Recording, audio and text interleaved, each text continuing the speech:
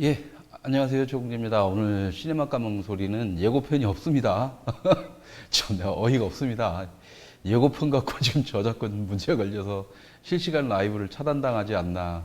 저번 주에 했던 올드가드 역시도 정식적으로 보도자료를 가지고, 보도자료를 보낸 걸 가지고 예고편을 틀었는데, 그것마저도 저작권 문제 해가지고, 수익 창출이 거부당하는. 그러니까 이걸 뭘 어떻게 해야 될지 모르겠네. 이거 영화 방송을 하지 말아야 될지 해가지고 당분간 지금 이제 괘씸죄에 걸린 것 같아서 죄송하지만 당분간 그 예고편마저도 틀지 못하는 상황이 됐습니다. 어쨌든 웃긴 것은 한국 영화는 예고편 틀었는데도 경고를 먹이면서 실시간 라이브까지 차단하면서 아주 그냥 독하게 뭔 나쁜 짓을 하더니 올드가드 같은 경우에는 저작권 문제 걸면서 이제 그 수익 창출만 안 되는 선에서 일단 1차 정리가 되고 그걸 잘라내면은 다시 원상복귀가 되는 이런 식으로 됩니다. 원래는 그렇게 돼야 되는 게 정상인데 그 라이브 차단하는 새끼들은 아마 우리 시네마 까먹는 소리 저희 작스부가 뭔가 되게 싫었나 봅니다. 그냥 그런데 뭐 어쩔 수 있습니까? 이게 바로 자유우파 진영의 현실입니다.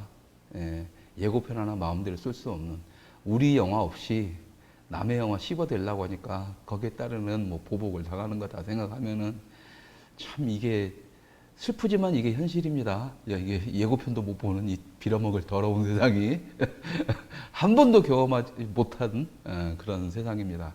예고편 갖고 예고편을 가지고 참네 어이가 없어서 아이고 어쨌든 얘기를 하겠습니다. 오늘 당연히 지금 반도가 지금 전국 국장가에서 1위를 하고 2,500개 관이 걸려서 그러니까 2,500개 관이라는 얘기는요.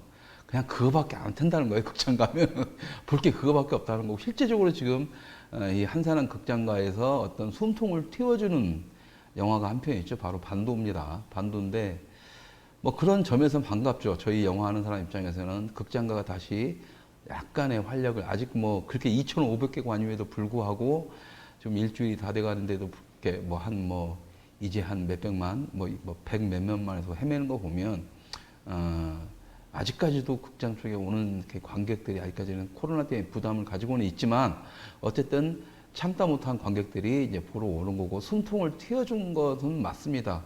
그래서 이 반도는 그런 의미에서는 참 뭐 좋게 평가를 하는데요. 그 외적으로는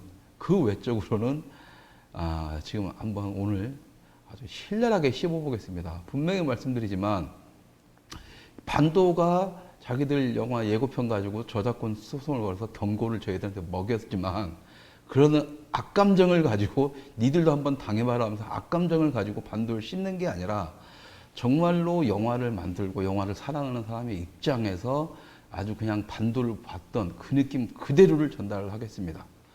일단 반도는요. 결론부터 얘기하면 쓰레기입니다. 쓰레기. 별점을 주자면 10점 만점에 1점도 안 주고 싶어요. 저는. 완전 쓰레기 영화입니다. 쓰레기 영화인데 어느 정도까지 쓰레기냐면 그냥 영화를 보는 2시간 내내 내가 왜 이 자리에 앉아 있어야 되고 내가 왜 이 돈을 내면서 이 아까운 시간에 이걸 보고 있어야 되지라는 시간이 듭니다. 근데 더 웃긴 건 그거예요. 영화가 지루하거나 이러면 상관이 없는데 영화는 시종일관 뭐 하고 액션 펼쳐지고 총 쏘고 막 카 레이싱하고 난리가 아니에요. 그런데 지루해요. 진짜 지루합니다. 어떻게 영화를 만들어도 이렇게 만들었지라는 생각이 들 정도로 이야기 구성은 허술하게 짝이 없고 대사 한마디 한마디는 이미 욕 나오는데 초등학생이 발로 써도 그 정도를 썼다 할 정도로 대사 한마디 한마디 쓸 때마다 배우들이 막 유치함에 치를 떨 정도입니다. 아주 그냥 막 짜증나 죽겠어요. 막 지금도 생각하면은 그냥 영화를 보는 내내 에어컨을 꺼줘서 극장에서 에어컨을 좀 껐으면 싶을 정도로 그냥 손발에 닭살이 돋을 정도의 그런 대사들이었습니다. 과연 이런 대사들을 누가 썼나 싶을 정도로 분명히 작가가 쓴 건 아니고 연상호 감독이 직접 쓴 것 같다 이런 느낌이 들 정도였어요. 정말 영화의 대사라는 것이 뭔지도 모르는 놈이 쓴 그러니까 영화에 대해서 뭣도 모르는 놈이 쓴 대사가 아니면 도저히 이런 식의 대사가 나올 수가 없습니다. 살고 싶으면 타. 아, 어린애가, 이제 내가 나가봐야 되겠군. 막 그러지 않나. 자, 아이고, 뭐, 강동원은 또 뭐라고 하냐. 또 딱 하더니 막, 이렇게 이제 이적의 사람도 있으니까, 여기도 사람이 살고 있었군. 꾼. 어우, 진짜, 소름 끼쳐요. 그 다음에 모든 내러티브들, 또 대사부터 끔찍했고, 내러티브 자체도 완전히 꼬였습니다. 이게 K-좀비 영화라고 하면은, K-좀비라고 말하면 어떤 스타일이 있어야 되잖아요. 그것만의 새로운 스타일이. 그래야 K-좀비를, 코리안 좀비다라는 뜻이잖아요. 그럼 코리안 좀비가 이런 거다라는 걸 보여줘야죠.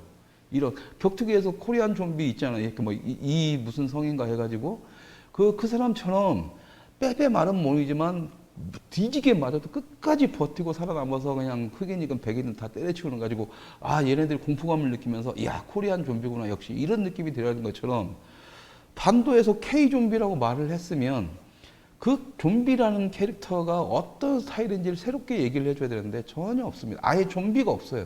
그냥 좀비를 차용한 그냥 액션 영화일 뿐이지 그냥 게임에서 좀비를 그냥 때려 죽이는 이런 거지. 하다못해 게임도 좀비를 죽이러 가면 좀비가 어떻게 나오고 이런 좀비는 이런 특성이 있고 이게 나와야 되는데 전혀 없습니다. 전혀 없어요. 근데 뭔 빌어먹을 K-좀비야. 아마 부산행에서의 연장성산에서 얘기를 하는 것 같은데 부산행에서의 좀비도 여러분들 잘 보시면 그래서 뭐 어쩌라고 해요. 그냥 전혀 새로운 게 없습니다. 단지 한국 영화에서 좀비가 차용됐을 뿐인 거예요. 그것이 흥행에 히트 쳤다는 이유만으로 이걸 K-좀비다? 지랄하고 자빠졌네. 좀비 영화 매니아들, 전 세계에 걸쳐 있는 좀비 매니아 영화들한테 이 영화는요, 병신들 삽질하는 영화일 뿐입니다. 좀비의 어떤 영화적 장치, 특성, 그 다음에 좀비가 일반적으로 관객들한테 전해져서 사회적으로 보여주는 특성, 그다음에 영화 속에서 어떤 세계관 안에서의 특성, 그 다음에 좀비란 자체가 상당히 정치적인 캐릭터이기 때문에 이 정치적인 특성까지 다 고려해서 좀비라는 게 재형성이 되고 재탄생이 되는데 코리안 좀비에서는 그게 없는 거예요. 하나도 없습니다. 하나도 없어요. 근데 분명히 특징은 있습니다. 그건 잠시 후에 얘기를 해줄 거예요. 좀 더 깊이 들어가가지고 씹어댈 때. 이 영화는요, 그러니까 처음부터 끝까지 말도 안 되는 그거의 연속이고 또 하나가 뭐냐면 심파 부분 있지 않습니까? 한국 영화에서 심파는 빠질래야 빠질 수가 없어요. 빠질래야 빠질 수가 없는데 이 영화에서는 뭐냐면 한국식 심파도 아니에요. 한국식 심파도 아닙니다, 이건. 그냥 감독이 자, 이쯤에서 영화적 시간대 딱 보니까 이쯤에서 한번 관객들이 울려야 돼. 울려야 되는 강박관념에 빠져가지고 억지로 울 때까지 한번 만들어 보겠다라고 딱 만든 티가 나요, 그냥. 이야기 구조의 개연성 따위 전혀 필요 없이 자, 이쯤에서 울어야 되고 이쯤에서 너희들 감동받아야 돼. 병신 삽질하고 있네. 그러니까 지금 이 영화의 감독은요, 관객들의 수준을 완전히 개무시한 겁니다. 한국 영화 관객들의 수준을. 그런 게 아니면 심파도 이딴 식으로 만들 수가 없어요. 당연히 심파라는 부분은 뻔합니다. 이 정도에서 눈물이 나오겠지. 이 정도에서 감동을 주겠지라는 게 뻔해요. 가족의 뭐 아픔, 뭐 사랑하는 사람의 죽음, 뭐 엄마와 아이들의 뭐 이렇게 좀 헤어지는 뭐 이런 것들 뻔합니다. 이런 클리셰들이 뻔해요. 뻔하지만 그래도 관객들은 거기서 눈물을 흘리고 감동을 받기 때문에 그런 뻔한 심파 클리셰들은 계속 사용이 되는데 이 영화에서는 뭐냐면 그런 수준조차도 안 되는 거예요. 당연히 그 타임에 나와야 되는 심파고 당연히 눈물이 지어야 되는데 웃겨요, 그냥. 짜증나요. 그만 좀 해, 그래요. 그만 좀 해.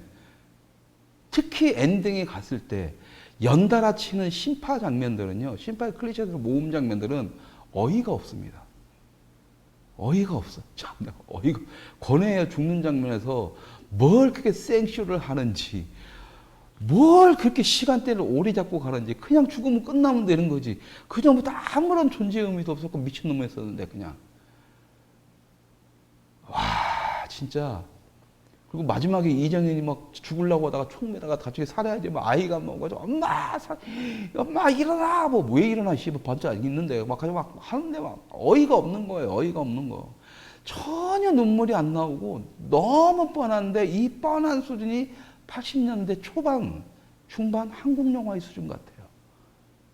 차라리 그때가 나았어. 차라리 그때는 대사라도 폼났어요. 대사라도. 그 감정의 이완 작업이라도 했었어요. 여기는 심파에서 가장 중요한 것은 뻔한 사람들이, 관객들이 이 중에서 심파를 할 거고 이 중에서 슬퍼질 거다. 그걸 눈물을 강요할 거라는 걸 뻔히 알면서도 우는 이유는 그 동질감, 거기서 느껴지는 감정의 전달이 그대로 고스란히 감성적으로 극장에서 전달이 되기 때문에 그러는 거거든요. 그러니까 매번 우는 것도 똑같이 우는 거예요. 우리가 아버지 돌아갈 때, 어머니 돌아갈 때, 그때도 울었지만, 뭐 매년 먹다가 뭐 사진만 보면 울컥하고 술컥하고, 남의 부모님 돌아가셨다 생각할 때도, 돌아갔다 소식 듣고 내 아버님 생각나서 울고, 이런 거랑 똑같은 거거든요. 그게 심파입니다. 그래서 심파라는 것은 만들기가 어려워요. 쉬운 것 같지만. 왜 그러냐면 똑같은 감정으로 매번 울려대야 되니까. 그렇기 때문에 어떻게 보면 되게 쉬운 게 뭐냐면 심파라는 부분을 그냥 있는 그대로, 자기의 경험 그대로 솔직하게 보여주면 되는 겁니다. 꾸미지 않고. 근데 연상호 이 빌어먹을 놈의 반도라는 영화에서는 니네들 울릴 거야. 울고 울어야 돼. 왜 안 울어? 왜 안 울어? 왜 안 울어? 가지고 울었다고 쳐 우는 사람도 있어요. 아마 우리 유진피도 보면 그 장면에서 울 거야. 슬프잖아요. 울 건데 짜증나요. 그 다음부터. 더 울어. 더 울어. 가지고 권해오게 갔었는데 어이가 없어. 어이가 없는데 좀비들도 밖에 이렇게 기다리고 있어요. 기다리고 있어 줘. 와, 진짜 대단한 참 착한 좀비들이야. 응? 참 착한 좀비들이에요. 응? 지금 어디 누구 생각나? 어? 지금 상중인데 이렇게 뭐 고인을 못 얻게도 되냐? 기다려라. 좀비들 이렇게 기다려주고 있다니까요. 어이가 없죠. 거기서 끝나면 돼. 그 다음에 그럼 더 울어봐 하면서 또 심파가 또 들어가는데 이제 짜증이 나버리기 시작하는 거예요. 그러니까 지금까지 여러분들이 보셨던 한국 영화 사상 최악의 엔딩을 보시게 될 거고요. 최악의 심파를 보시게 될 거고 좀비 영화 매니아들한테는 최악의 좀비들을 만나게 될 겁니다. 왜? 연상호라는 감독의 싸가지 없는 선택들 때문에. 이건 분명히 감독의 선택이에요. 그런데 예상은 됐었죠. 예상은 됐었습니다. 사람들은 부산행의 흥행 성공을 보고 부산행 2의 개념으로서 반도를 바라보고 있고 일단 예고편이 새까맣게 잘 나왔고 그렇지만 저는 영화를 보는 사람들, 매니아들은 뭐냐면 중간에 연상호 감독의 염력을 떠올립니다. 왜? 염력을 볼 때 다 그랬거든요. 아, 얘는 만화가 이상해 뭐가 안 되는구나. 그러면서 아, 그럼 부산행은 만화 이 사람의 연출력 때문이 아니라 제작진의 능력과 배우들의 어떤 이것들이 잘 녹아들어서 보이지 감독의 연출력과는 전혀 무관하다. 라는 생각을 했었고, 근데 이번에 예고편 할 때 충무로에서도 막 이게 영화가 잘 빠졌다 이런 말들이 나와가지고 저도 아, 부산행의 그 간지는 그대로 살렸구나라고 생각으로 그것만이라도 좀 살렸구나 생각했는데 부산행의 장점마저도 이 영화는 완벽하게 다 제거가 됩니다. 그 이유는 뭐냐? 연상호라는 감독이 겁먹들어 가지고 지 멋대로 한 결과가 나는 거죠. 그래서 저는 이 영화를 끝으로 연상호는 영화계에서 사라지지 않을까. 너 이게 왜 나한테 기대? 너 똑바로 있어 임마. 그러니까 사라질 거다라고 저는 확신을 합니다. 왜? 완전 쓰레기가 됐거든요. 200억짜리 쓰레기잖아요. 깐느에서 상영도 하고 여러분들 착각하시는데요. 깐느 이러는데 깐느는 한국 놈들만 영화를 해요. 한국 영화계만. 왜? 좌성향이거든요. 저희가 프랑스잖아요. 전 세계 10대 영화제 베를린부터 지고 베니스니 뭐니 10대 영화제가 있는데 한국은 깐느만 열광을 해요. 8, 90년대만 해도 10대 영화제를 두루 섭렵을 했는데 우리나라가 깐느만 하는 이유는 그 짓거리 하는 것만 하기 때문에 그거고 돈 처발르니까 깐느에서는 돈 그거 안 받을 이유가 없는 거예요. 영화 깐느에서 최초로 개봉된 사람들 봤어? 그냥 홍보 차원인 겁니다. 깐느에서 뭘 했다? 아이고 쪽팔린 줄 아세요. 여러분들 딱 그런데 깐느 영화제 상영됐다? 기본적으로 그냥 안 보셔도 돼요. 차라리 저는 베를린 영화제나 베니스 영화제 상영작들을 보시라고 합니다. 왜? 거기서는 약간의 특히 베를린 또 뭐 어디든 다 자아 성향이 좀 있지만 베니스는 약간 예술적으로 그다음에 베를린 같은 경우는 약간 상업적인 코드가 묻어나서 칸느에서 상영되는 영화들보다 훨씬 더 재미가 있습니다. 그래서 칸네에서 상영됐다 이런 건 개무시를 했어요. 저는 근데 이 영화가 잘 받았다는 충무로 소식을 듣고 걱정을 했었잖아요. 그래서 걱정하는 방송을 했다가 지금 실시간 라이브 차단당해가지고 이렇게 녹화 방송을 하는데 그런 게 있었습니다. 뭐가 있었냐면 중간에 전 세계 동시 개봉이라고 막 이 영화를 홍보를 하다가 갑자기 개봉하고 나서 그 다음 날인가 언론에다 기사가 떴는데 아시아 3개국에서 1위 했다는 기사를 딱 뜨는 순간 사람들 댓글은 역시 우리 한국 영화 막 K좀비 짱 병신 삽질하고 있네. 그걸 보면서 저는 웃겼어요. 전 세계 동시 개봉인데 아시아 3개국에서 1위래. 얼마나 쪽팔린 짓거리입니까? 그러니까 느낌이 쎄한 거죠. 이 3개국이란 나라가 분명히 후진국일 거다. 말레이시아나 인도네시아나 영화적으로 후진국. 역시나 제 예상에 맞았던 거고. 도대체 이 빌어먹을 놈의 한국 영화계가 도대체 지네들 잡버 클럽에 빠져가지고 도대체 어느 정도로 밑바닥까지 떨어져야 정신을 차릴까? 우리나라, 그렇게 따라서 우리나라 관객들마저도 왜 이 모양이 됐을까? 참 슬프더라고요. 우리가 왜 지금 씨발 인도네시아나 그 나라를 무시하는 게 아닙니다. 뭐 말로는 주둥아리로는 세계 속에 한국 영화 위상이 뭐 세계 3위니 4위니 뭐 5위니 따지는 주둥아리 따지면서 왜 흥행을 갖다가 아시아 말레이시아나 인도네시아나 약간 개발도상국에 있는 나라들에 흥행했다고 좋다고 만세 부르고 지랄하고 있냐고요. 할리우드 진출해서 영국에서 뭐 영국 박스오피스에 독일에서 박스오피스 했어요. 일본 가서 박스오피스를 했어요. 차라리 그렇다면 이해를 하죠. 전미 박스오피스 3위가 나은 거지. 왜? 다이다이로 붙어서 큰 시장 나가야 될 거 아니에요. 인도네시아 갖고 그 박스오피스 1위 해봤자 뭐해. 거기도 어차피 지금 코로나 때문에 다 극장가 문 닫았을 텐데 뭐가 좋다고. 그때 딱 느꼈어요. 이 영화 폭망할 것 같다. 느낌상. 뭔가 더럽다 기분이. 가지고 그래도 봤습니다. 그래도 봤어요. 왜냐면 저 같은 경우는 한국 영화도 어떻게든 봐야 되는 거고 흐름 봐야 되는 거고 어쨌든 반도는 아까 말씀드린 것처럼 극장가에 이제 새로운 이제 숨통을 틔워주는 영화였기 때문에 그것의 숨통의 시작점이 어느 정도인가를 확인하기 위해서 봤습니다. 보는 내내 아까 말씀드린 것처럼 미쳐 죽는 줄 알았죠. 그냥 때려치가지고 그냥 저는 엔딩 크레딧이 올라갈 때까지 다 끝날 때쯤까지는 계속 앉아 있습니다. 제가 특히나 한국 영화 쪽은 제가 아는 사람 이름 나왔나 아는 사람 이름 나오면 박수 쳐주고 고생했네. 아무리 쓰레기 같은 영화도. 그런데 이 영화 같은 경우는 딱 끝나자마자 그냥 크레딧 연상호 이름 딱 뜨자마자 그냥 일어나서 그냥 나와버렸어요. 그냥 연상호의 끝을 보는 기분, 마지막을 보는 기분, 잘 가라 이 새끼야 이러면서 나왔습니다. 그래가지고 나오면서 와 진짜 좌파들이 이제 안 되겠다. 이 좌파들 영화한테는 이제 우파는 끝이 없다라고 하면서 나오려고 했는데 희망은 좀 생겼어요. 그래 저렇게 계속 망가지다 보면 언젠가 우파 영화도 나오긴 하겠네. 이런 생각이 들 정도였습니다. 문제는 한국 영화 관객들의 수준입니다. 이 영화를 보고 나서 K좀비, 역시 K좀비라면서 막 빨아대는, 분명히 어떤 홍보사에서 썼겠지만, 여러분들 영화 홍보할 때 네이버 딱 들어가 보면, 네이버에서 검색을 하다 보면 평점에 10점, 막 8점 높게 들어가 있는 것들이 있어요.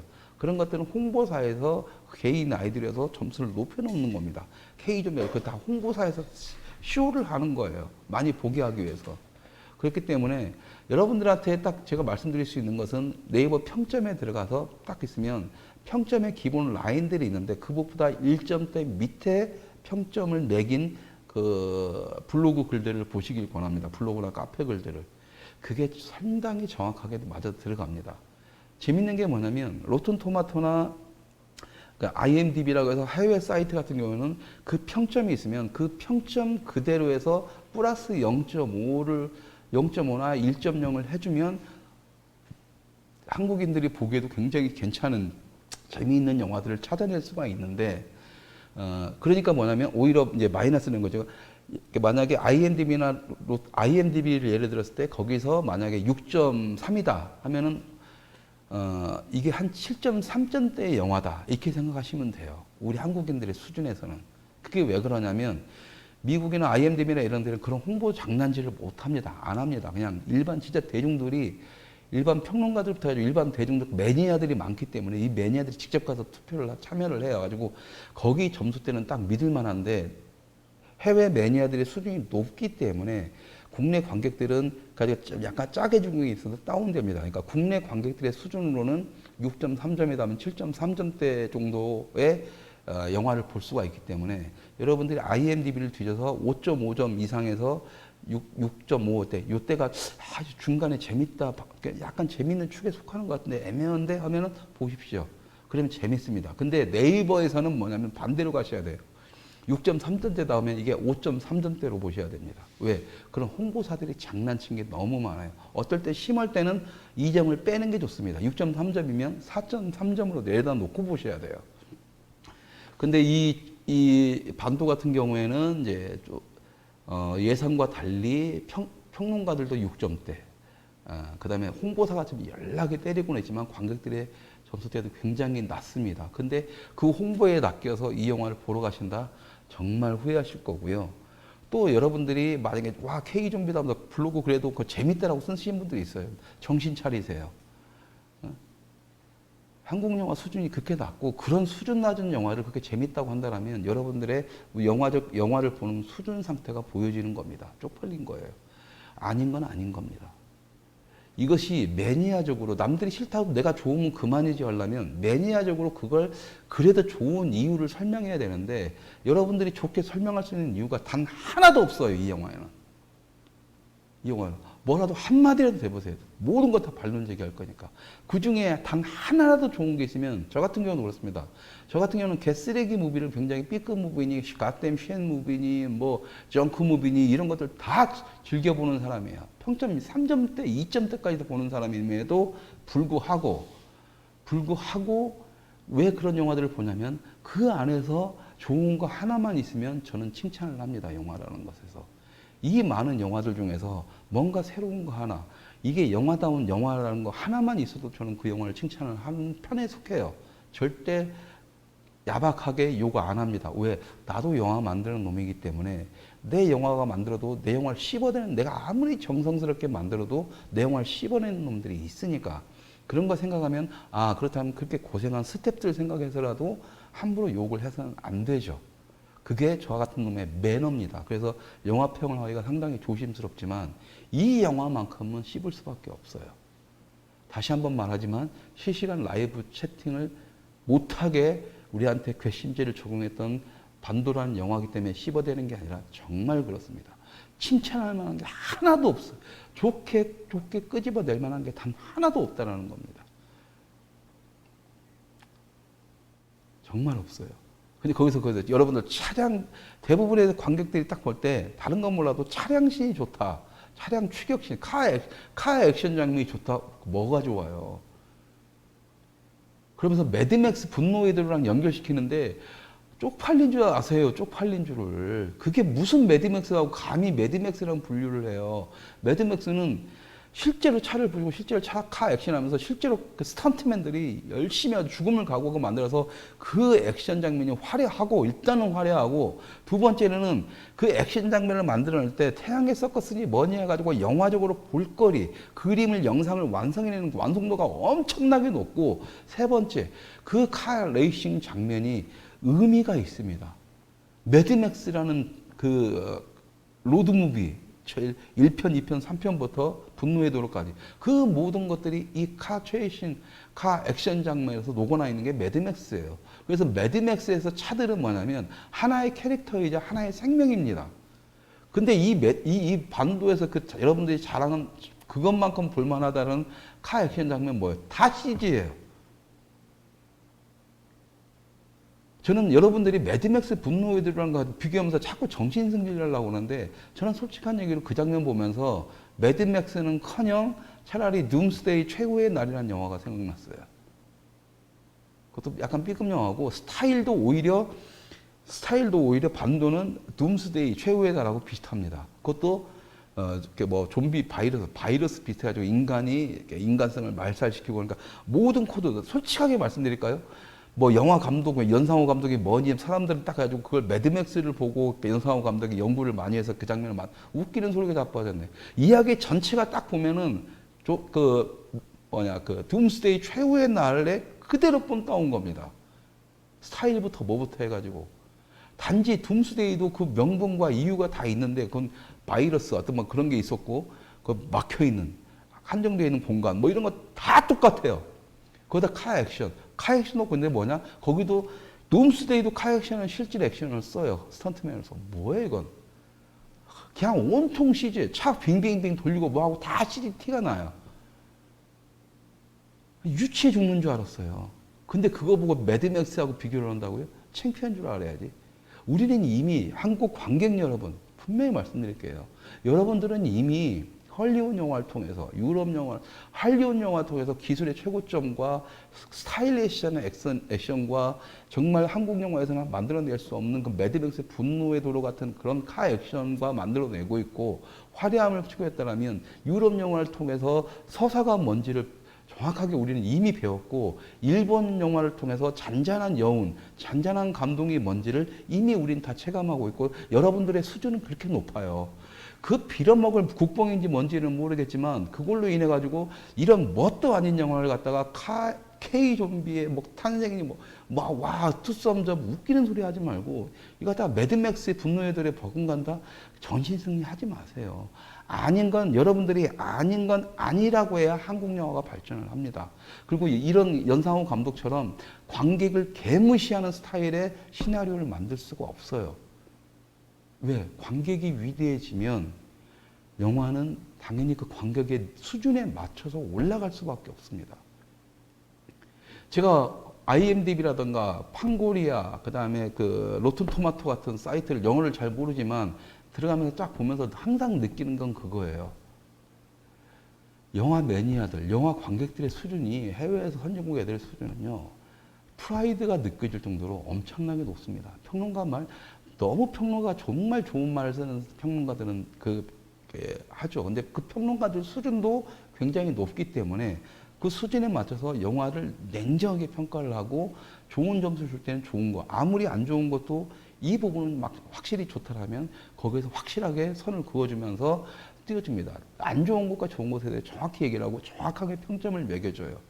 스스로가. 근데 한국은 여러분들은 지금 한국 관객 여러분들은 그 홍보사에서 돈 처발라 가지고 하는 그 홍보물에 속아 가지고 그냥 눈치를 보고 있죠.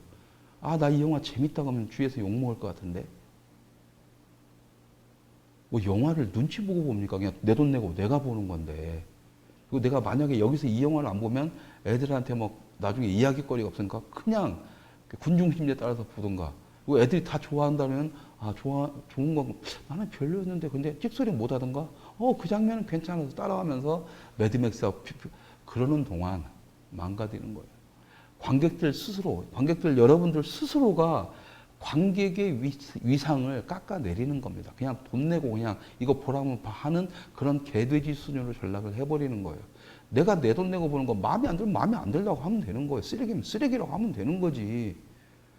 굳이 뭐 내가 또 여기서 반도를 씹어댔다고 해가지고 굳이 뭐 자기가 뭔가 해서 싸우려고 하지 마세요. 이건 또 다른 의견일 뿐이에요. 여러분들한테 이 영화를 볼 때 다 좋다, 재밌다, 아니면은 자기는 싫지만 어쨌든 그 흥행사 또 저작권 소송 들어올까 봐도 겁나는 이런 배급사나 홍보사 이런 쪽에 눈치 보느라고 그냥 한 5, 6점대에서 씹는 것도 씹고 이건 좋은 거 좋다고 포장을 해주고 그래서 그냥 나도 그냥 코인이나 빨아 먹어야지 이런 식으로 이런 식의 속아가지고 여러분들이 그 영화를 보시고 나서 뭘 어떻게 하실 거예요? 분명히 이 영화를 재밌게 봤다고 하는 사람이 있겠죠. 근데 저처럼 쓰레기라고 하는 사람도 있을 거고 여러분들은 그 여러 가지 이야기를 통해서 하나의 선택을 하시면 되는 겁니다. 그리고 나서 다음에 그 영화를 봤어. 근데 누구 말이 맞는지를 판단을 해서 그 사람이 딱 그러면 나도 거기에 동조를 해주면 되는 거예요. 아니면 내가 있는 얘기를 그대로 쓰던가. 근데 지금 한국의 관객들은 눈치를 본다는 거죠. 왜 눈치를 보는지 모르겠어요. 누구 눈치를 보는 거예요? CGV 눈치 봐? 왜? 내 돈 내가 보는 건데. 제작사 눈치를 봐? 왜? 내 돈 내가 보는 건데. 근데 이상하게 주변의 눈치를 보죠. 왜 그러세요? 재미없으면 재미없다고 하면 되는 건데 그냥 영화예요. 영화. 여기서 한국 관객들이 은연중에 그런 집단주의, 전체주의화가 될 겁니다. 그걸 영화가 강요를 하고 있는 거고, 이 영화가 더 쓰레기인 이유는 그런 영화 외적인 거 외에, 아까 그랬잖아요. 좀비라는 캐릭터는 정치, 사회적인 의미까지 다 포함된다고요. 쉽게 건들 문제가 아닌데, 연상호가 좀비를 걸고 나왔을 때 이미 답은 나왔었습니다. 서울역부터 부산행까지. 그리고 그 사람의 전작들, 돼지의 왕이나 사이비 같은 걸 보면 이 사람은 대한민국이라는 사회에 대해 굉장한 거부감을 가지고 있는 사람이었어요. 당연히 그 의식이 영화 속에 녹아납니다. 그 최악의 결과물이 반도였던 거예요. 여러분들이 왜 내러티브가 이상하지? 왜 툭툭 끊겨지면 왜 이렇게 가지? 감독은요, 이 영화의 감독은 좀비의 세계관을 여러분들한테 보여주려고 한 게 아니라 자기가 생각하는 대한민국은 뭣 같은 나라고 이런 사회주의 국가, 이런 자본주의 국가는 다 망한 다음에 사회주의 국가로 가야 되고, 어떻게 보면 또 심하게 얘기하면 네, 저 위쪽에 그쪽을 꿈꾸는 새끼일 수밖에 없다라는 거예요. 그러니까 그 마인드가 들어가 버리는 거고, 이 좀비가 어떤 캐릭터냐고 상관없이 이 좀비라는 존재를 지금 대한민국의 전체 국민들로 놔버린 겁니다. 여러분들, 관객들 여러분들 좀비로 놓은 거라고요. 그러니까 개무시하는 거고 다른 거 다 필요 없어. 가지고 이야기의 전개라든가 영화적 장치들 갖다 다 개무시해버리고 그거 하나로만 가는 겁니다. 제가 걱정했던 건 그거였었고, 거기에 대한 우려를 영화가 개봉하기 전에 했다가 예고편 빌미로 핵되고 지금 실시간 라이브 차도 나오고 유튜브에도 경고 한번 먹고 이러고 있어요. 왜 그럴까요? 지들이 떳떳하면 안 그러면 되는 건데. 그리고 이건 말이 안 되는 거예요. 누구한테나 공유되는 예고편을 가지고 저작권 소송을 걸어서 경고 먹인 다음에 이렇게 차단을 시킨다? 얘네들은 이미 지들이 권력자인 겁니다. 관객을 개무시하는 거예요. 이 반도라는 영화의 최악의 선택은 뭐냐면, 연상호라는 개 씹새끼 감독이 관객들을 개무시한 상태에서 만든 영화라는 겁니다. 니들은 그냥 내 생각을 무조건 따라와야 해요. 이쯤에서 울려줄게. 이쯤에서 재밌게 해줄게. 근데 내가 추구하는 것은 이거야. 이 병신들아. 몰랐지. 이겁니다. 여러분들 부산행에서 제가 말씀드렸죠. 대한민국을 전복시키는 영화라고. 현재에서 과거로 돌아가면서 박정희 시대 까고 6.25 직전까지 가는 영화라고요. 여러분들은 지금 부산행과 반도가 전혀 다른 얘기, 4년 후에 다른 얘기라고 하지만 전혀 다른 얘기가 아닙니다. 단지 시간이 역행으로 가고 있을 뿐이에요, 여러분. 역행으로. 자, 그때 부산에서 기차가 전복됐습니다. 낙동강 전선이죠. 저기만 침투가 돼가지고 저기만 갔으면 끝났던 건데 가는 거죠. 그리고 그 다음에 부산행에 끝나서 딱 했습니다. 이 영화 시작할 때 가장 웃긴 게 뭐냐면, 연상호가 아예 관객들을 얼마나 개무시하면 앞에 5분에 지 생각을 다 심어놔요. 관객 여러분들도 어이가 없을 겁니다. 첫째, 대한민국이 하루 만에 이렇게 됐다. 좀비들로 인해서. 하루 만에 이렇게 됐고 가지고 대한민국 좀비판이 돼버렸고, 살기 위해서 떠났던 사람들이 맨 처음에 일본을 향해 가다가 뉘앙스는 일본의 배신이든 뭐든 해가지고 거부당해서 홍콩으로 들어가는 걸 내요. 차마 중국이라고 표현을 못했겠지. 홍콩은 중국 땅이잖아요. 거기서 4년을 버팁니다. 그리고 정확히 4년 후에 다시 어이없는 형태로, 말도 안 되는 형태로 다시 주인공들이 한국에 들어오지요. 이 얘기에 대해서 방점을 잘 찍어야 됩니다. 거기서 나오는 대사들까지. CNN인가 그 뉴스 화면이 나오는데 거기서 둘이 얘기를 해요. 그러면서 이 좀비에 이렇게 좀비에 대해서 한국이 좀비가 됐고, 단 하루 만에 대한민국이 무너졌고 하니까, 그렇다면 사회적 MC가 그럽니다. 그렇다면 그 좀비들이 한국에 있는 그 바이러스가 있는 천국에서 그래도 안전지대가 있을 텐데, 그 안전지대는 그럼 아시아 주권이 어디냐? 딱 그러는데 뭐냐면, 유일하게 청정지역이 북한이라는 말을 해요. 어이가 없습니다. 어이가. 아시아에서 유일한 청정지역이 북한이라고 얘기를 해요.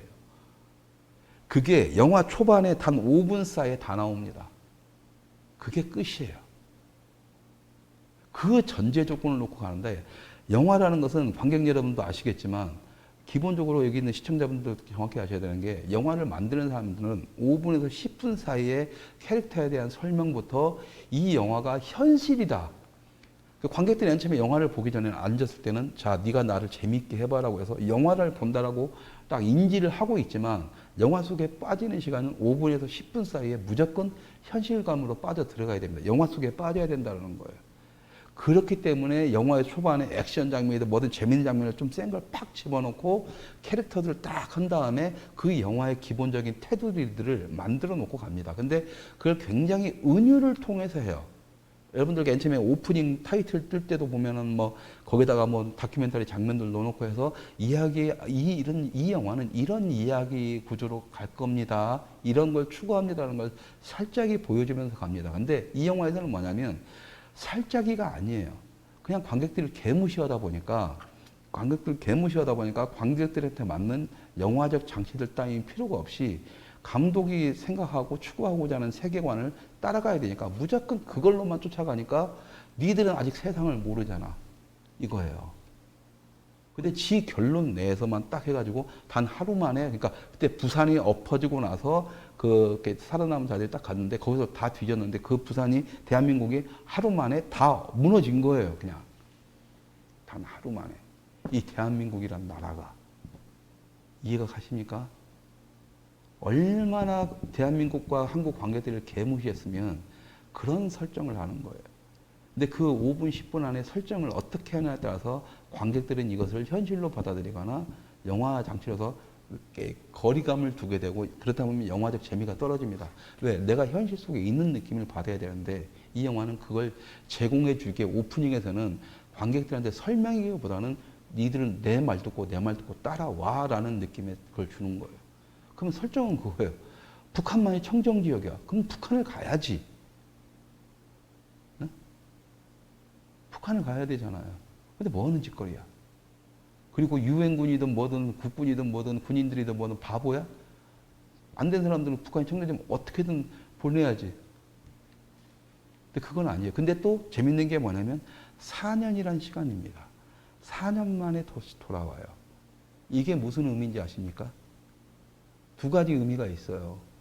여러분들, 그것까지 영화는 영화지 또 그러실 거예요.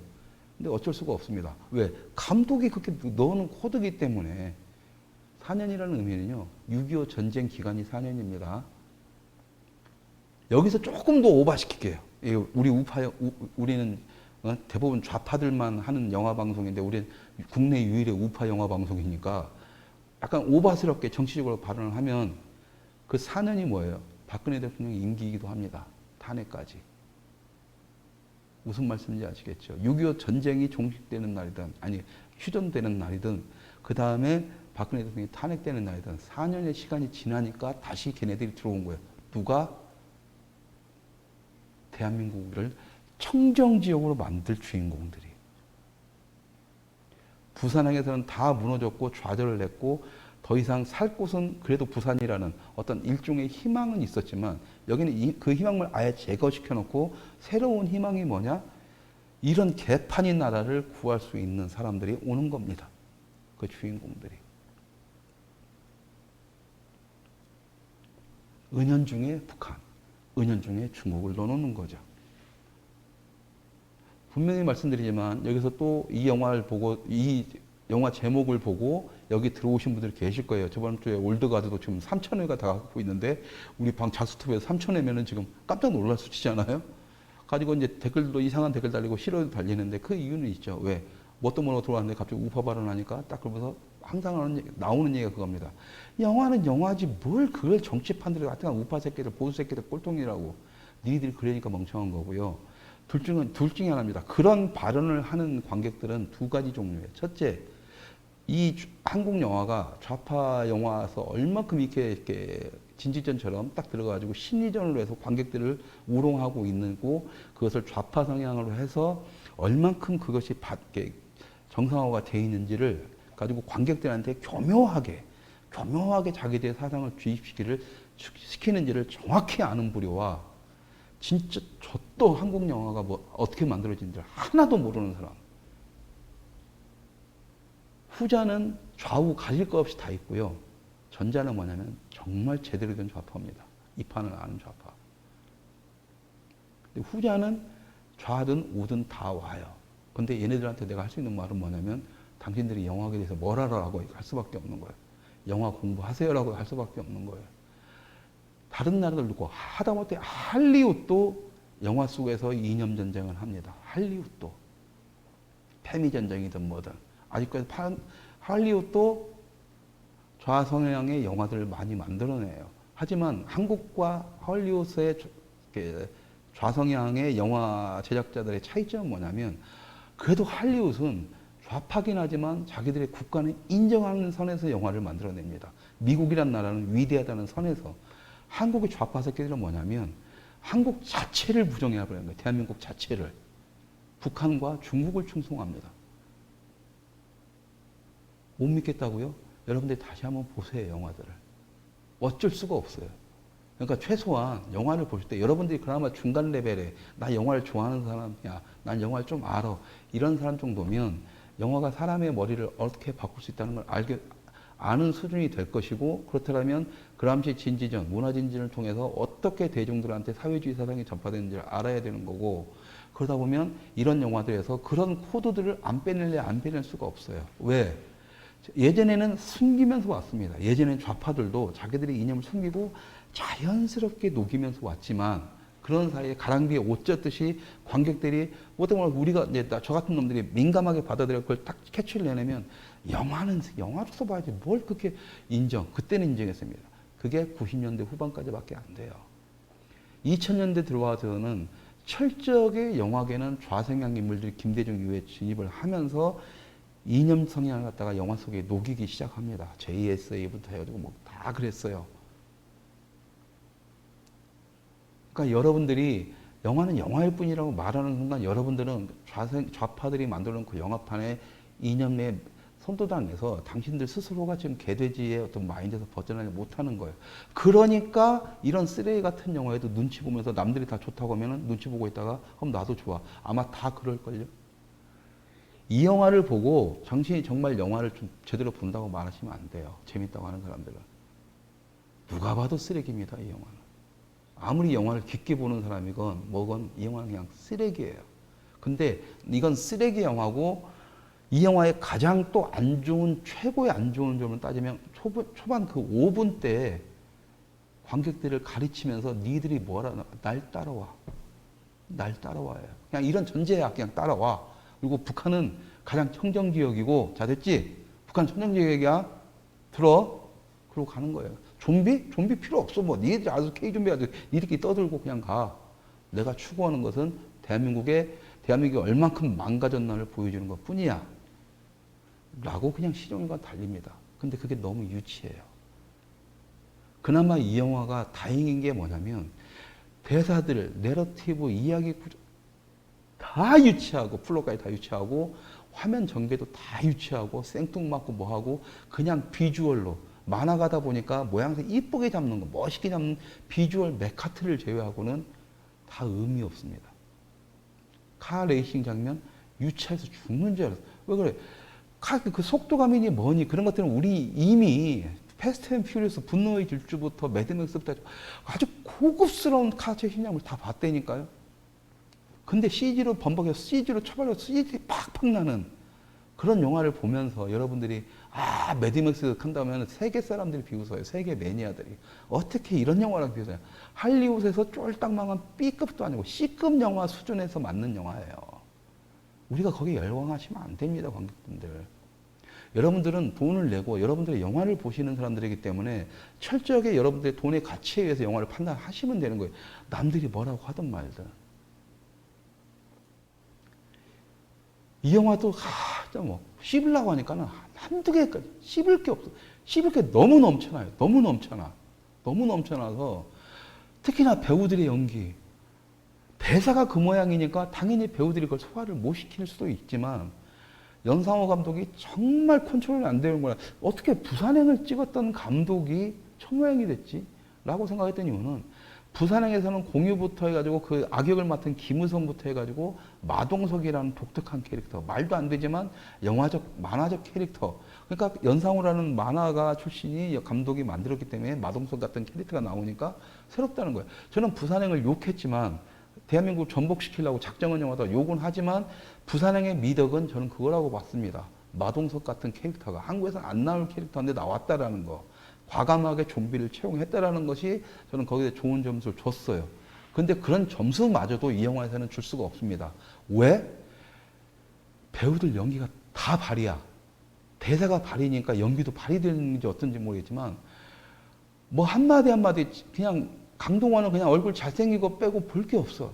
그다음은 악역들 있잖아요. 특히 특히나 한국 영화에서는 악역들이 뭔가 힘을 끌고 가거든요. 조연급 악역들이. 이 영화에서는 황중이하고 서대휘가, 황중사하고 서대휘가 나오는데, 뭐지, 저것들? 사람들은 또 서대휘를 또 연기를 잘한대요. 뭘 연기를 잘해? 그냥 따로 놀고 있는데, 지 혼자 따로 놀고 있는데, 뭔가 시니컬하면서도 굉장히 오바스럽게, 그게 아마 다른 캐릭터들까지도 다 살아났으면 오바스럽게 안 보였을지는 모르겠는데, 다른 캐릭터들이 다 발연기를 해버리니까 굉장히 오바스럽게 보여요. 붕 떠. 그래서 뭐 그거 캐릭터마저도 그냥 어정쩡한 거야. 어정쩡한 거예요. 도대체 제가 왜 저래? 굉장히 시니컬하고 굉장히 뭐라고 해야 되나 인간미가 하나도 안 느껴지지 않을 뭔가 같은데 이런 모양새나 말은 그렇게 하면서 뭐 쓸데없는 긴장감 조성부터 그것도 어이가 없지만 갑자기 그 달력에 맥주 달력 있잖아요. 남자분들 그 맥주 호프집 가면 예전에 비키니 옷 입고 했던 그런 달력 같은 거 있어요. 거기서 뭐 여자 거기서 뭐 이러고 있고 저 병신 새끼 뭐하지? 지금이 어느 때인데? 또 아이가 막 차 이렇게 딱 해가지고 그거 언제쯤 영화예요? 1990년대에나 저기 뭐 백투더퓨처 뭐 이런 걸 만들 때나 써먹던 그런 건 영화였었지. 터미네이터 2 찍을 때나. 근데 그걸 지금도 쓰는 거예요. 그러니까 영화를 보는 내내 내가 지금 1980년도에서 90년도 사이 때 어떤 영화를 보는 것 같다. 때깔만 좋아졌을 뿐이지. 근데 구현이 안 되니까 다 CG를 좀 차발라 버리니까 오히려 현실감 더 떨어지고 이야기 대사 하는 짓거리도 90년대고 8, 90년대고 그 소품이라든가 진행 방식도 8, 90년대 스타일이고 도대체 연상호 이 새끼가 나이를 몇 살 처먹었는데 딱 보니까 이 새끼도 386이구나. 그 마인드에서 못 본다는구나. 그러니까 근데 거기다가 그전에는 관객들 눈치 보면서 살살살 녹여서 영화적 장치 안에서 자기들의 좌파 마인드를 전달했다면 지금 한국 영화 새끼들은 뭐냐면 100% 이제 좌상향 애들이 다 장악을 했기 때문에 한국 관객분들 정신 차리세요. 영화는 영화가 아닙니다. 이제 한국 영화는. 보실 건 보시더라도 정확하게 보셔야 돼요. 그 중에 딱 5% 정도만 녹여서 자신들의 사상을 전달합니다. 그걸 누구보다 잘하는 게 저예요. 왜? 저도 제가 10년 동안 걔네들한테 싸우면서 걔네들한테 징글징글하게 느낀 거고 교육기관도 감독들 키울 때 그렇게 키우고 거기서 사상 검증이 된 놈만 충으로 데려가요. 그러니까 그런 마인드를 기본적으로 갖고 영화를 찍을 수밖에 없고 그러다 보니까 연상호의 이런 놈들의 그 기본 바탕에 세계관이 들어가는 거고 세계관이라는 게 씨발 그때그때 변합니까? 감독이 가지고 있는 세계관이지. 감독들이 그런 세계관을 갖고 있고 그 세계관 안에 여러분들이 와서 영화는 영화다라고 보는 순간 그때부터 여러분들은 지금까지 20년, 30년 가까이 서서히 여러분들의 머리는 여러분들이 지금 내가 돈 내고 본 영화를 재미없다라고 당당하게 말할 수 없는 수준까지 만든 겁니다. 정신 차리시라는 거예요. 그래서 본인 스스로 가슴에 얹고 생각을 해보세요. 영화 같은 내 돈 내고 봤는데 쓰레기 같은 영화를 갖다 왜 내가 쓰레기라고 남 눈치 보여서 남 눈치 본다는 것이 본인의 마인드는 아니잖아요. 근데 그것을 얘네들이 만든 게 아니라니까요. 그 사람들도 당신들하고 똑같이 남 눈치 보는 거예요. 이게 전체주의의 가장 무서운 겁니다. 그걸 누가 조장을 하느냐? 영화가 조장을 한다라는 거예요. 근데 이 영화가 가장 멍청한 점은 그겁니다. 아예 노골적으로 초반에 5분에 주둥아리 몇 마디 털고 나서 다 까버리고 그다음부터 아무 생각 없이 가버린다는 거예요. 그러니까 이 영화의 룰을 봤을 때는 연상호는 뭐냐면 그냥 어설픈 386 좌파에 그냥 여기서 핫하게 떠가지고 헤쳐먹는 놈이지 실제로 이념이라던가 뭐 하나 젖도 없는 새끼라는 게 딱 티가 납니다. 개념 없어요. 그러니까 내가 왜 연상호가 이 영화를 끝으로 영화판에서 떠나게 될 것 같다라고 하는 게 뭐냐면 그걸 조종하고 그 알고 있는 영화판의 좌파 성향의 그 권력, 문화 권력자들이 이 새끼 이제 써먹을 만큼 다 써먹었다는 거죠. 필요 없는 거죠. 그리고 실력이 일단 안 된다는 게 답이 나오고 염력이 여러분들 보셔도 알겠지만 얼마나 쓰레기예요. 근데 거기서도 노동자 대변하는데 사회적 소외자 이건 항상 들어가요. 근데 연상호는 뭐냐면은요. 부산행은 분명히 내가 봤을 때 연상호 영화가 아닙니다, 이제. 거기서도 분명히 대한민국을 전복시키고 사회주의 사상이라든가 반자본주의가 딱 들어가지만 교묘하게 영화적으로 잘 풀어냈어요. 그러다 보니까 그 부분에 대해서 나는 부산행에 대해서 우리끼리 얘기를 하지만 대놓고 얘기를 안 하고 그냥 영화적으로는 괜찮았어. 그렇습니다. 근데 염력을 보면서 코웃음을 쳤고 이걸 보면서 병신이라는 소리가 나오면서 쟤 끝났네라는 생각이 나올 정도였어요. 끝났습니다. 네? 끝났어요. 그건 확실합니다. 근데 그런 영화에 여러분들이 왜 눈치를 보면서 남들이 재밌다고 하고 야 그 장면 좋았잖아. 아 맞아 맞아. 이 매드맥스 같지 않아? 맞아. 그 장면 같긴 뭐가 같아요. 똑같은 시선으로 놓고 봐야지. 매드맥스 같은 그런 카액션을 만들려면요. 한국에서 스타트맨 몇 명 죽을 각오에 해도 돈 처발르고 뭐 하고 하면 500억 이상 들여야만이 그런 비슷한 장면 만들어내요. 단지 여기서 만드는 건 할리우드의 C급 영화죠. 아까 말했던 제가 최고로 쳐준다고 쳐줘도 아까 말했던 둠스데이 최후의 날 정도밖에 안 됩니다. 더 좋게 쳐주면 내가 워무드까지는 쳐드릴게요. 워무드까지는. 근데 이 영화들은 뭐야? 자기들만 색깔들이 또 다 있어요. 왜 좀비를 해야 되는 거고 왜 이걸 해야 되는지. 워무드 같은 경우는 매드맥스의 공격용, 오마주를 가지고 만들어진 영화. 근데 굉장히 새롭게, 독특하게 좀비 스타일이 굉장히 새롭게 오케이 인정. 아 그래서 사람들이 매니아들이 좋아해요. 반도 장담하는데요. 전 세계 좀비 영화 매니아들, 공포 영화 매니아들 그런 사람들이 모이는 게 판고리아는 곳인데 판고리아는 전 세계 그런 공포 영화라든가 좀비 영화든 뭐든 괴수 영화, 크리처 물이든 뭐든 다 봅니다. 그 매니아들이라서 그런 영화는 다 보는데 내가 분명히 장담을 할게요. 최악의 평점을 받게 될 겁니다. 냉정한 거예요. 냉정한 거예요. 걔네들은 영화를 영화로서만 보니까. 그러니까 저한테 내가 이런 말을 한다고 해서 영화는 영화로만 판단해야지라고 주둥아리 터는 사람도 있으면 정확하게 이 영화의 평점을 매겨보십시오. 아주 냉정하게. 그 병신 같은 매드맥스 분노에도 막 그거 보는 것 같다, 뭐 했다. 그런 병신같이 정신승리 하는 거 말고 영화는 영화로서 보자며. 응? 영화로서 보자라고 하는 게 저예요. 그런 점에서 이 영화는 쓰레기라는 거예요.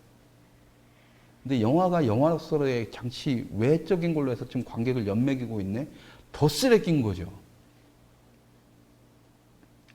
영화를 알고 나면 이 영화 더 쓰레기인 거고, 관객의 입장에서도 이 영화는 쓰레기인 겁니다, 그냥. 여러분들이 자꾸 그걸 갖다가 막 한국 영화니까 감싸주고, 왜 그래야 돼요?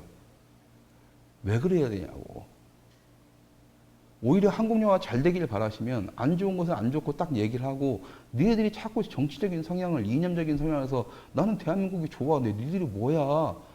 그러면서 욕을 하세요. 그래야 바뀌어요. 그래야 여러분들이 원하는 영화는 그냥 영화로서만 이 업무가 진행됩니다. 이 영화에서 딱 보면은 이 연상호는 분명히 사이비를 부터 가지고 반기독교, 그러니까 반종교주의자의, 기독교라고 안 할게요. 반종교주의, 반자본주의자의, 그러니까 당연히 사회주의자죠. 그런 무들이 다 묻어나요. 대한민국의 정체성 자체를 되게 거부하는 놈인데 제가 애니메이션, 만화가, 웹툰으로 떴고 영화 감독과 모든 자본주의 혜택을 다 받으면서 그지를 하는 놈이에요. 웃긴 놈이죠. 그냥. 그러니까 지 정체성을 모르는 거니까 그 영화가 이번 영화에 나온 거고 저 새끼 뭐야? 좌파 내에서도 이제 저 새끼 이제 안 되겠네 하는 거예요. 왜? 깊이가 바닥 났거든. 드러났거든. 그러니까 너무 뻔하게 보여지는 거예요. 이 영화에서도 여러분들 느꼈지만 뭐 그 디테일 따지고 이런 사람 다 보세요. 그 공간들, 좀비랑 싸우고 있는 그 공간들을 보면은 다 대기업의 로고들이 나옵니다. 근데 굉장히 자본주의를 비판하기 딱 좋은 거죠. 신세계 나오고, 그 다음에 반드 앤 루니스 나오고, 커피빈 나오고, 막 이렇게 있습니다. 다 지저분하게, 좀비판으로. 그러니까 그 자본주의를 비판하는 것을 그렇게 해요. 근데 재미있는 게 뭐냐면 그 많은 것들 비판하는 과정에 커피의 상징이라면 저희 같이 영화는 영화라고 추구하는 사람들은 대여점, 아니 커피 전문점의 상징이라면 당연히 스타벅스란 말이에요. 근데 스타벅스나 이런 것들, 좌성향에 보여지는 이런 상표들은 안 나옵니다. 그냥. 그러니까 그것들이 기본적으로 감독의 컨트롤을 하게 되는 거예요, 관객 여러분. 그러니까 저 같은 경우도 영화는 영화다라고 하지만 제가 가지고 있는 이념이 자유주의다 보니까 나는 영화를 만들 때 모든 것에 대해서 내 이념에 의해서 내가 옳다라는 방향으로 이야기가 전개가 될 수밖에 없는 거예요. 그렇기 때문에 여러분들이 영화는 영화로 보자고 하지만 감독이 어떤 사상과 이념을 가지고 있느냐에 따라서 그 영화는 그런 색채를 가지고 갈 수밖에 없는 거고, 지금의 영화계는 완전 전체주의화가 돼서 100% 99.999% 좌성향의 인물들만 키워내고 이런 사람들만 성공시키는 겁니다. 이걸 깨지 않으면 영화는 영화다, 영화는 영화로서 봐야 된다는 한국 영화의 한계는 아주 기본적인 덕목은 한국 영화계에서는 이제 찾아볼 수가 없으실 겁니다.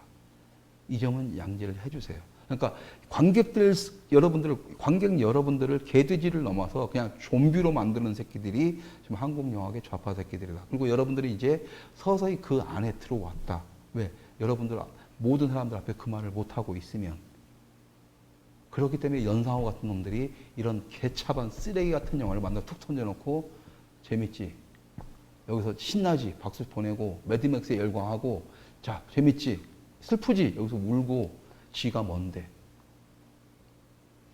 영화를 만드는 사람들은 정성을 다해서 만들어내고 관객들이 울고 감정에 이것은 자기들이 판단하는 거고, 우리는 정확하게 정말로 감동을 주기 위해서 노력을 하고 적재적소에 최고의 영화를 만들어서 제공을 해줘야 돼요.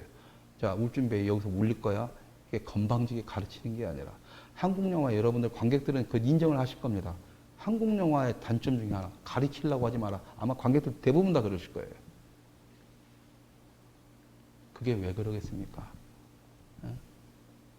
한국의 관객들을 무시하기 때문에 그러는 겁니다. 자, 그런 점에서 여러분들이 좀비 영화다, K-좀비다, 뭐다 그냥 그런 점에서 제가 역으로 딱 치는 거 있습니다. 정말 이렇게 좀비 영화 좋고 K-좀비 뭐니 하고 보고 막 이런 영화 좋아하시고 이런 영화 수준을 알고 싶으세요? 왜 이게 쓰레기인지? 그렇다면 지금 뒤에 백판에 있는 좀비랜드라는 영화를 보시기 바랍니다. 다른 거 다 안 권할게요. 그냥 하도 많으니까 28일 후 뭐 이런 거 걸작들도 많잖아요. 나는 전설이다 뭐 해가지고 걸작들 되게 많습니다. 다 제껴놓자고요. 할리우드에서 만든 거고 굉장히 재밌게 만든 거고 돈을 왕창 들고 유명 배우 썼기 때문에 당연히 그런 것도 제어하자고요. 한국 영화 수준에 맞춰보자고요. 분명히지만 한국 영화 수준이 아니라 한국 영화 관객들 수준에 맞춰보자라는 겁니다. K-좀비가 정말 K-좀비라고 우리가 자신 있게 떳떳하게 말할 수 있는지. 자, 그렇다면 좀비 팬들에게 말씀드릴 수 있는 건 뭐냐면 그거예요.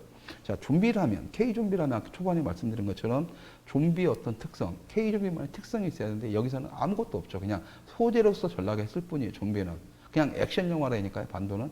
그런데 이 좀비는 계속 발전을 했습니다. 조지 로메로의 살아난 시체들의 밤 시리즈가 나올 때까지 좀비들은 느리게 걷고 그냥 흐물흐물하고 그냥 딱 치고 그냥 머리만 파괴시키면 끝나는 이런 존재였어요. 뇌만 먹고.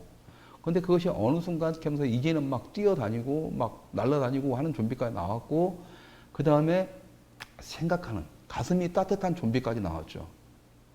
원바디스 같은 영화를 보세요. 거기서 그 남자 배우, 꽃미남 배우, 좀비였는데 생각도 하고 사랑을 할 줄 알고, 그러다가 나중에 결국에 인간이 되지만, 어쨌든, 그런 별 희한한 영화들이 지금 다 아주 좀비는 계속 발전되어 왔습니다. 하지만 발전되면서도 변하지 않는 클리셰들, 룰들이 있어요. 룰들이 있는데, 이 룰들을 갖다가 한국 K-좀비에서는 룰의 기본조차도 못 지킨다라는 거예요. 그러니까, 좀비가 뭔지에 대해서 공부 같은 거 하나도 안 한 겁니다. 그냥 소재로 쓴 거예요. 왜? 지네들이 생각하는 대한민국 국민들과 관객들은 좀비만도 못한 놈들이거든. 굳이 설명할 필요가 없는 거예요. 그런데 이 발전되는 과정 속에서 새로운 좀비, 어떤 발전하는 좀비, 이런 것부터 해가지고 늘상 이 좀비를 상대하면서 살아가는 아주 새로운 스타일을 계속 추구하는 영화를 한 편을 꽂아라. 라고 하면은 10년 전에 나왔던 바로 좀비랜드라, 여기 좀비랜드 1편이죠. Love or Shut Up. 돌아버리거나 닥치거나. 제가 항상 얘기하잖아요. 행동하거나 미쳐버리거나 닥치거나. 행동하거나 아가리 닥치거나. 딱 그거죠. 그러니까 저도 약간 이걸 갖다가 10년 전에 봤는데 그걸 억지로 도용한 건 아니지만 저도 맨날 보수 우파진에게 말하지 않습니까? 행동하거나 그냥 아가리 닥치시라고. Not up or shut up. 어쨌든 그렇습니다. 이 영화의, 그러니까 이 좀비랜드를 보면은요, 이 좀비랜드 원 같은 경우는 10년 전에 만들어졌을 때,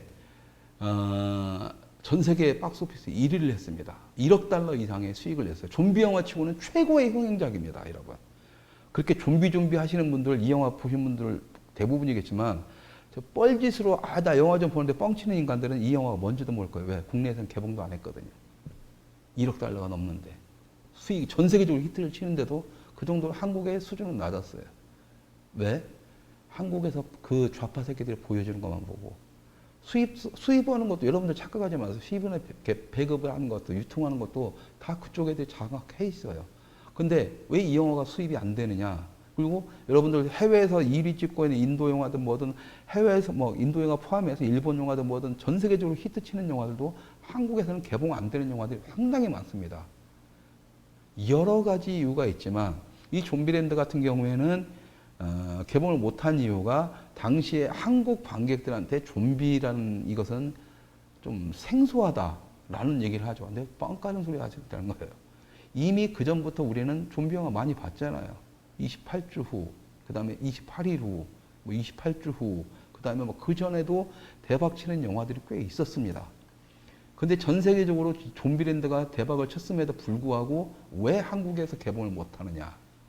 바로 저 영화들 자체가 자유주의 성향, 미국식 자유주의 성향을 노골적으로 드러내기 때문에 그래요. 그러니까 저런 영화들이 한국에 들어오면 안 되는 거예요. 한국 관객들한테 보여지면. 근데 한국 관객들은 해외에서 히트치고 전 세계 박스오피스 1위, 1억 달러 달성 이런 게 기사가 나면 보죠. 그러니까 차단을 시켜버리는 거 못 보게. 자기들이 원하는 방식대로 관객들을 가지고 놀아야 되는데 저런 영화들이 되면 자꾸 우리들한테 자유의식을 심어주거든.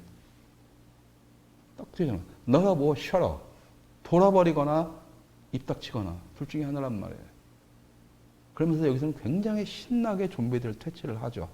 좀비들 퇴치를 하는데 저 4명의 캐릭터들이 굉장히 독특하면서 이 좀비랜드가 대박을 친 이유는 뭐냐면요. 그 지저분하고 침울하고 막 이랬던 좀비의 캐릭터를 갖다가 좀비를 하고 좀비의 어떤 그런 거 있었지만 저 4명의 배우들 저기 진짜 멋있죠. 막 우디 헤럴슨하고 저 엠마 스톤 여러분들 엠마 스톤 좋아하잖아요. 이런 굉장히 독특한 캐릭터들이 나왔는데 굉장히 코믹스럽고 가볍고 시원하고 깔끔하게 이 좀비랜드가 영화가 이렇게 진전이 됩니다. 그래서 좀비 영화의 어떤 새로운 느낌을 제공해 주는 거고 이 영화에서 항상 막 계속 나오는 게 그거예요. 규칙이 나와요. 룰 넘버원, 룰이 막 자꾸 나와요. 근데 그 룰들이 굉장히 재밌게 전달되고 좀비 영화는 보여지는 거나 막 때려 죽이는 걸로 해서 좀비를 때려 죽이는 것에서 어떤 쾌감을 얻는 기존의 다른 영화들과는 다릅니다. 이것도 분명히 좀비랜드 같은 경우에는 좀비를 다룬 영화들은 공포나 액션이 주를 이루지만 이 좀비랜드 같은 경우는 어떻게 보면 장르로 따지면 코미디에 가깝습니다. 코미디 장르에. 저 배우들이 펼치는 코믹한 장면, 그러니까 대사들, 기가 막힙니다. 기가 막혀요. 그 다음에 막 중간중간에 나오는 룰들이 단순하게 룰들이 딱 뱉는데 그것이 영화 전체를 막 굉장히 웃기게 만들어주고 상당히 영화를 재밌게 만들어줘요. 그 다음에 상황 설정들도 굉장히 코믹하게 가고 중간중간에 영화적 지식 같은 것들이 풍부하게 들어가서 빌 머레이 같은 경우가 죽는 장면들에 대해서도 사람들한테 어떤 그 기존의 고정관념들을 깨버리는 거죠. 깨버리면서 기존에 가지고 있던 클리셰들, 영화적 클리셰들을 좀비 클리셰들을 따라가면서 이 클리셰들을 하나씩 다 깨버립니다. 좀비랜드는. 그래서 빌 머레이가 죽고 나서 이 영화 흥행이 끝나고 나서 빌 머레이라는 배우를 미국에서는 좋아하는 사람 호불호가 굉장히 강하더라고요. 뭐 좀 이상한 캐릭터 때문에 그런가 봐요. 근데 머레잉이라는 게임이 유행을 했다고 할 정도예요. 머레잉. 빌 머레이 죽이는 게임, 그 머레인이라고 하는데, 그게 10년 후에 여기 더블탭 2편격이죠. 올 초에 개봉을 했던 걸로 알고 있는데, 이 더블탭에서는 이제 거기서 이제 그 머레인이라는 단어가 나오고, 이 좀비랜드 2 같은 경우, 더블탭 같은 경우에는 좀비랜드 1의 대박에 대한 팬들에 대한 감사의 의미를 담았습니다. 그래서 조금 약간 아쉽긴 하지만, 이 영화의 장점, 좀비 영화긴 하지만 좀비의 클리셰들을 깨가면서 그것을 살아남은 자들의 어떤 대사라든가 상황으로 해서 코믹하게 이야기를 풀어나가는 것이 이 좀비랜드의 가장 매력이라고 봤을 때, 좀비랜드 2 이 더블탭 같은 경우에는 그 팬들, 좀비랜드 1을 보고 열광했던 팬들한테는 충분히 재미있는 거고, 이 좀비랜드 1을 안 보신 분들한테는 좀비랜드 더블탭을 보면 이게 뭐지? 지루해라고 볼 수가 있어요. 왜냐하면 이 좀비랜드 1에서 보였던 그 재미있는 것을 느껴야만이 이 더블탭으로 갔을 때 더 재미를 느낍니다. 더블탭에서 머레잉 하는데 1편을 안 보신 분들은 머레잉이 뭔지 몰라요. 그러니까는 저도 이제 이걸 다른 분하고 같이 봤는데, 저는 머레잉이야 나한테 뻥 터져가지고 막 웃었는데, 그 머레잉이 뭔 뜻이에요? 물어봐야 되는 거예요. 근데 이 원을 보시고 더블탭을 보시면 정말 재밌는데요. 이 원이 자연스럽게 클리셰들을 부셔가면서 자유주의 성향, 미국식 자유에 대한 성향을 녹여가면서 코미디 형식으로 풀었더라면, 여기서는 이 그 팬들을 믿고 그렇게 똑같은 코드로 가면서 막판에 자유주의를 약간 노골적으로 표현을 합니다. 그래서 이제 뭐 우파 상향 분들은 왜 우파 영화는 없어, 볼만한 게 없으라고 하지 말고 찾아보면 있는데요. 이런 좀비랜드 시리즈. 근데 또 그거 있죠, 뭐. 나 좀비 영화는 안 봐. 어쩌라고 여쭤보고. 그러면 뭐, 이거 안 봐, 저거 안 봐. 그러니까 없는 거예요. 우파 영화는 있습니다. 그러니까 우파 영화를 보실 건지, 내 스타일의 영화를 보실 건지를 그걸 결정을 하세요. 저한테 말했던 것은 저한테 우파 영화 보여달라며요. 이 영화 보시라는 거예요. 반도가 좌파 영화라면 이 영화는 자유주의, 미국식 자유주의 우파 영화입니다.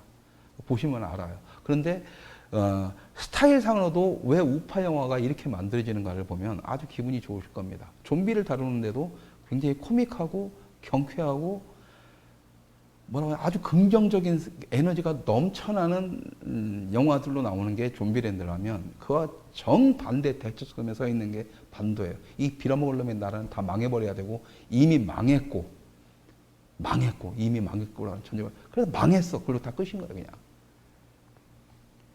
반도라는 게 한반도잖아요. 그러니까 반도라면 페닌슐라라면, 우리나라만 한반도만 반도인가?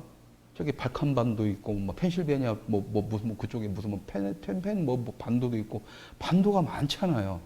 그러니까 한반도라는 이름을 그 전에 강우석 감독이 말 한반도라는 이름이 있기 때문에 안 썼을 수는 있으나, 그러니까 영화에서는 반도라고 표현할 수는 있으나, 영화 속에서는 한반도라고 정식적으로 지칭을 해야죠. 왜? 반도라고 하면 특히 해외에 있는 외국인들, 외국 배우들 딱 그러는 거예요. 외국인들은 정확한 지명을 써야 되는 거거든요, 당연히. 그 반도라고 하면 어디 반도 이렇게 얘기할 거 아니에요. 발칸반도는 발칸반도, 한반도면 코리안 페닌슐라, 이렇게 정확하게 명칭을 써줘야 하는데, 영화 속에서 내내 코리아란 말은 다 빠집니다. 그냥 반도예요. 그냥 페닌슐라예요.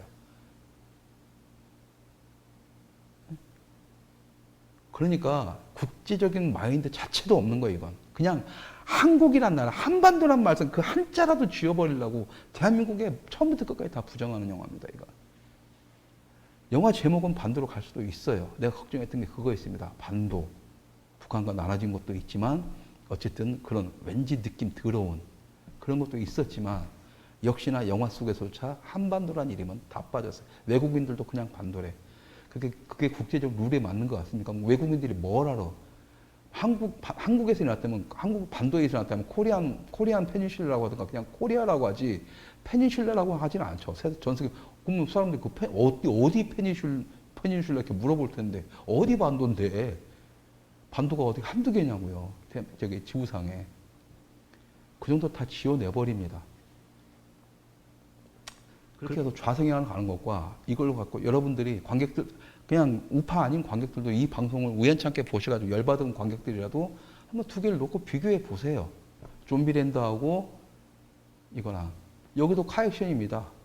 차 가요. 계속 차 타고 이동합니다. 좀비 영화의 특징이 그거예요. 약간 로드무비 스타일을 좀 많이 나와요. 한정된 공간에 갇혀 있거나. 근데 이 영화에서도 계속 차 타고 이동을 합니다. 근데 반도에서 차 타는 것과 여기서 차 타는 것 굉장히 달라요.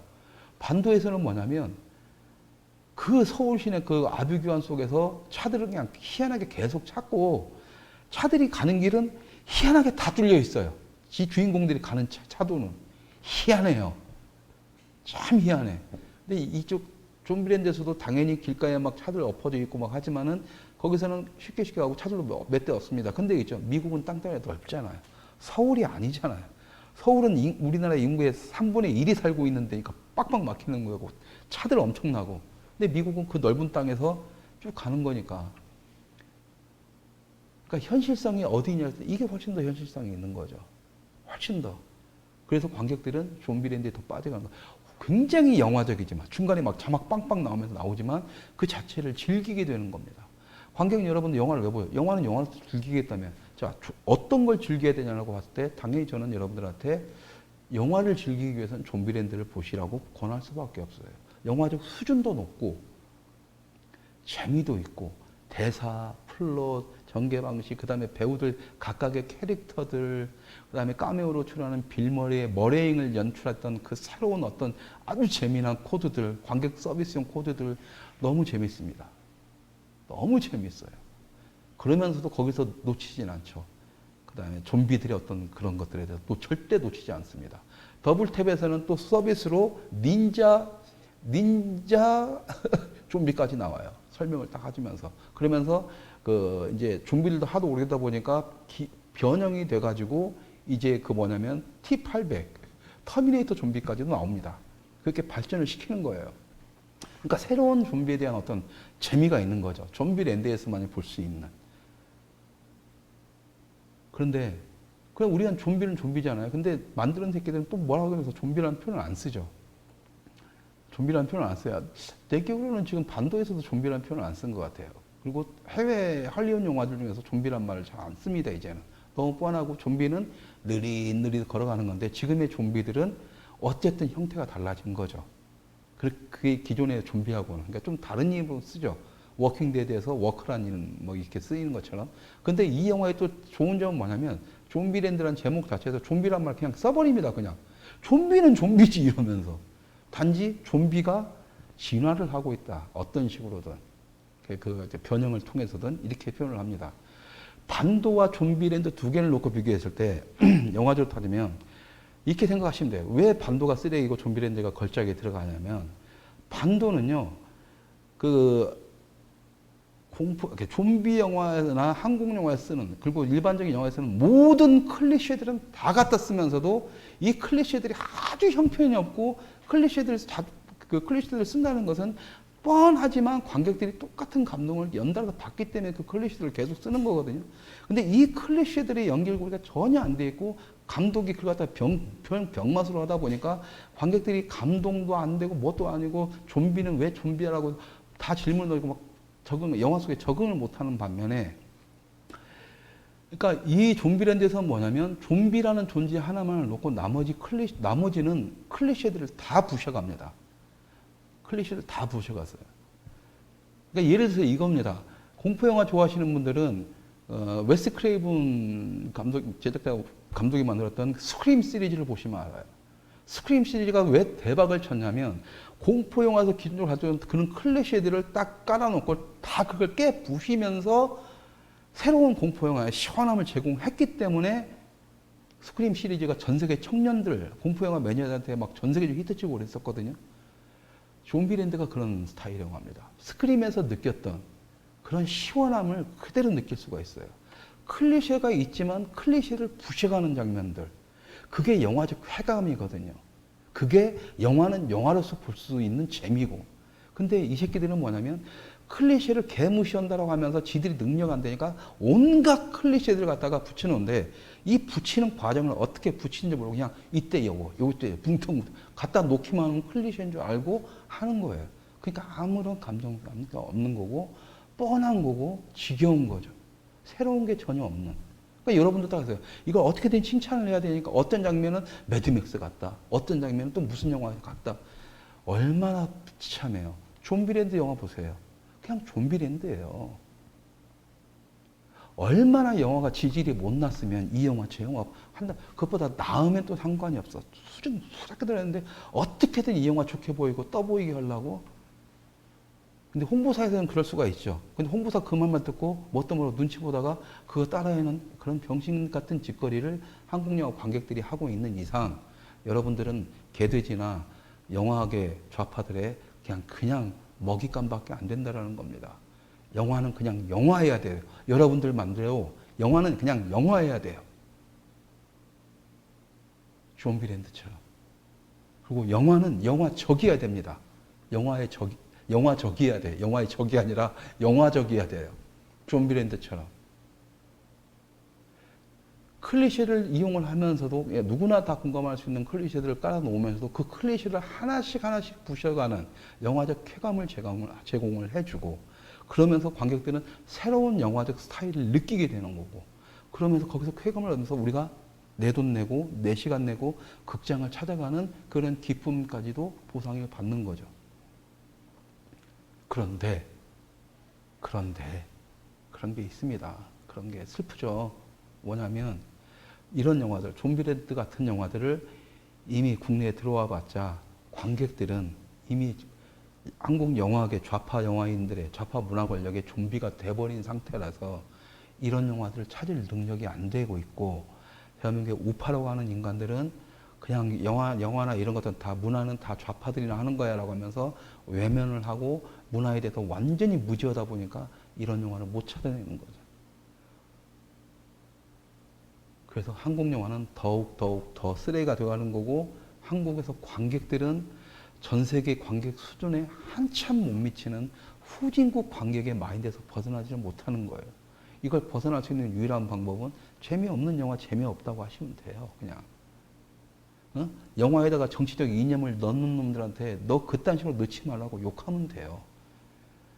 그 반도가 그런 영화입니다. 대놓고 관객 개무시하고 대놓고 의식 주입하고 이런 영화입니다. 여러분들 나한테 오버한다고 하지만 실제적으로 영화는 그렇게 만들어진다니까요, 여러분. 이런 영화마저도 전 세계 1억 달러 했으니까 국내에서 있건 없건 개봉을 충분히 할 수 있는 영화임에도 불구하고 자유주의 성향의 영화들은 한국에서 개봉을 못하던가 개봉을 해도 흥행을 못해서 극장에 안 잡혀서 조금만 하다가 망해요. 여러분들 더블 때 극장에 개봉했지만 극장에서 보신 분 계세요? 아마 거의 없을걸요. 저도 못 봤어요. 보려고 최소한 좀비랜드가 원은 개봉 못했지만 그 후광을 이제 매니아들이 알게 됐고 한국 영화 매니아들도 있으니까 며칠은 걸리겠지 하면서 좀 개봉한데 좀 나중에 개봉은 봐야지 했는데 그냥 끝. 바로 넷플릭스나 IPTV로 넘어가 버리더라고요. 방법은 뭐냐? 그러면 이런 영화들을 살리고 새로운 스타일을 보려면 보수 우파 쪽에서 보수 우파 영화들을 찾아서 보고 자유진영의 자유주의 영화들을 찾아서 봐야 되는데 찾아서 보는 것도 수준입니다. 문화적 수준. 좌파들은 최새끼들이 좀비로 만들어서 수준을 낮췄다면 우파는 스스로 그 수준을 높여야 되는데 지금 자기들이 그 문화적 수준을 높일 생각이 전혀 없죠. 정치에만 함몰돼서. 그래서 제가 어떤 영화를 설명해 주려고 할 때도 이렇게 실시간 라이브 차단까지도 각오를 하고 영화 소개할 때 정치적 사회적 성향을 일부러 공개적으로 표현할 수밖에 없는 게 그겁니다. 최소한 그렇게 해서 그래 그런 건가 하면서 해야 제가 보수 우파 여러분들한테 영화를 설득할 수가 있으니까 이 영화 보시라고.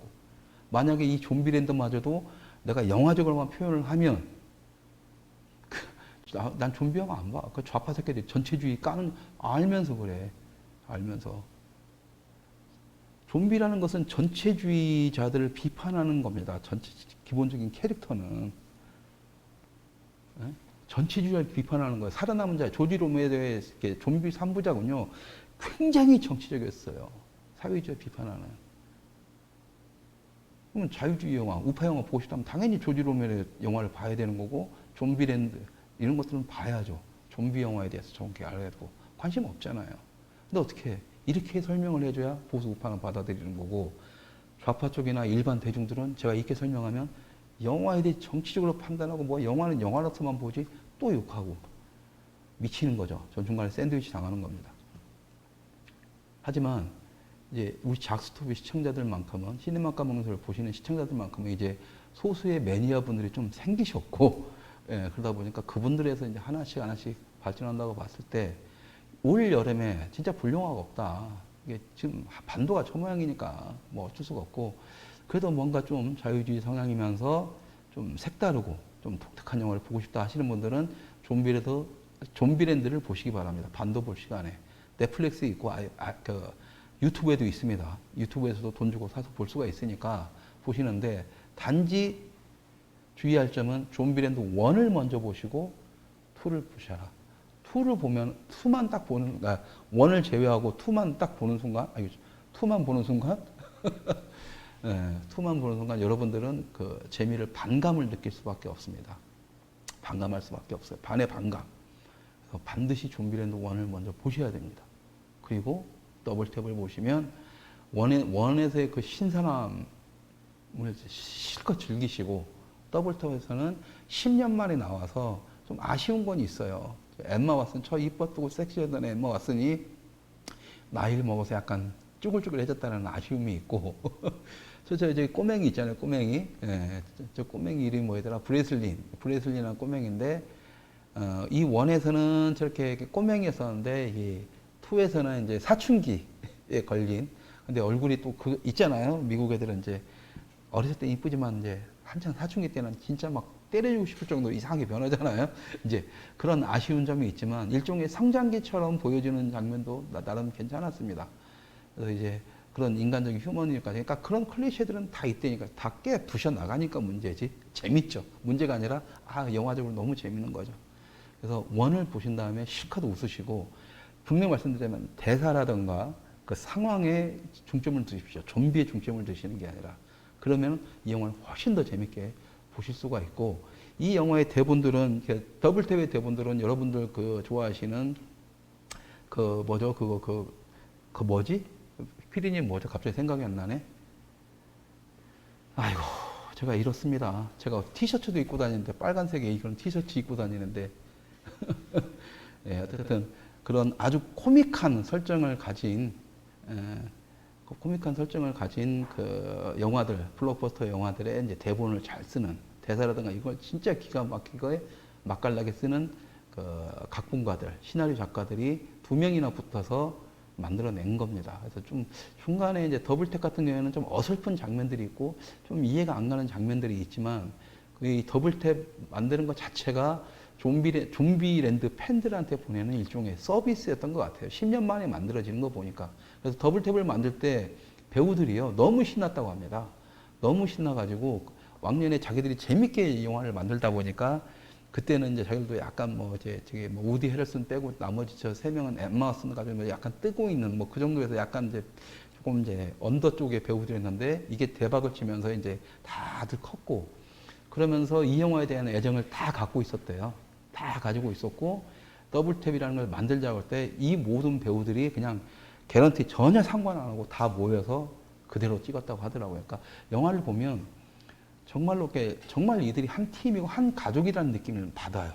근데 반도에서는 이정원과 딸내미 있고 권혜유까지 다 붙어가지고 뭐하고, 이게 가족이구나, 사람이 살고 있구나 하는데, 강동원이 그 얘기하는데 어색해요. 진짜 어색해요. 왜? 기본적으로 좌파들은 가정의 파괴, 가족의 해체를 지금까지 주장해왔기 때문에 그런 가족의 모습을 지네들이 안 맞는 거죠. 자기들이 안 맞는 옷을 그런 클리셰로 넣으려고 하니까 어색한 거고 웃기게 나오는 거예요. 자기들 감정이 안 묻어다니까. 근데 이 좀비랜드에서는 가족이라는 개념, 맨 마지막에 이게 가족이지, 뭐 이게 홈이지 라는 표현을 하는데, 그게 홈 같아요. 굉장히 편안해 보이고 티격태격하지만 굉장히 편안해 보입니다. 가식적인 게 아니라 그대로를 보여줘요. 그래서 보는 관객들이 더 끌려갑니다.